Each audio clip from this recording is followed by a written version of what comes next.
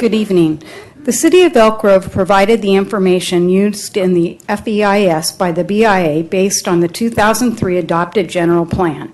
The documentation regarding the suburban propane tanks is based on studies completed in 1996 and the court ruling of 2004. I believe the important information missing from the report was the studies referenced were both completed by Dames and Moore, hired by the landowners and subsequently hired by the city.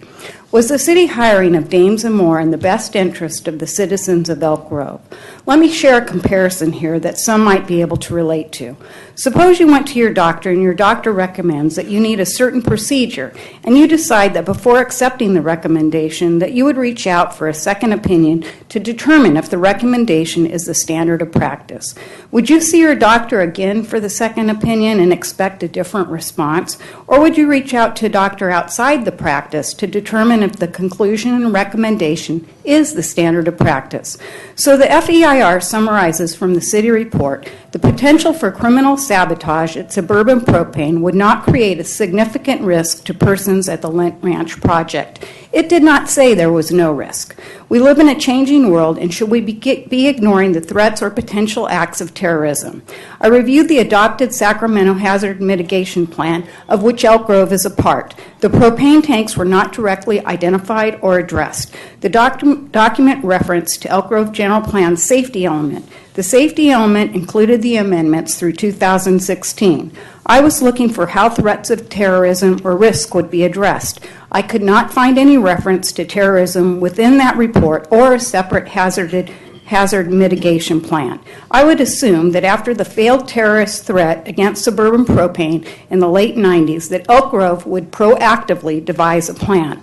However, through my research, I did find the City of Roseville 2011 multi-hazardous mitigation plan, which identified and addressed terrorism. It is noted in this document that although human-caused hazards are not mandatory, the city officials decided to do so.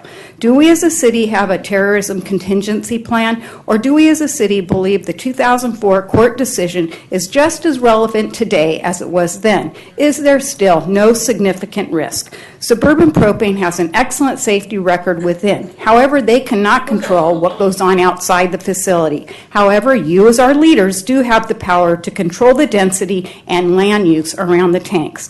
I shared in another meeting a report from 2015 which described a viable scenario in Elk Grove and the damage to life and property. Do we as a city want to continue to base our decisions on a 1996 report, or are we willing to seriously consider the new studies and changing times? As mayor and council, this is in your hands. Thank you. Gotta get that. Gotta get that. Gotta get that. Gotta get that.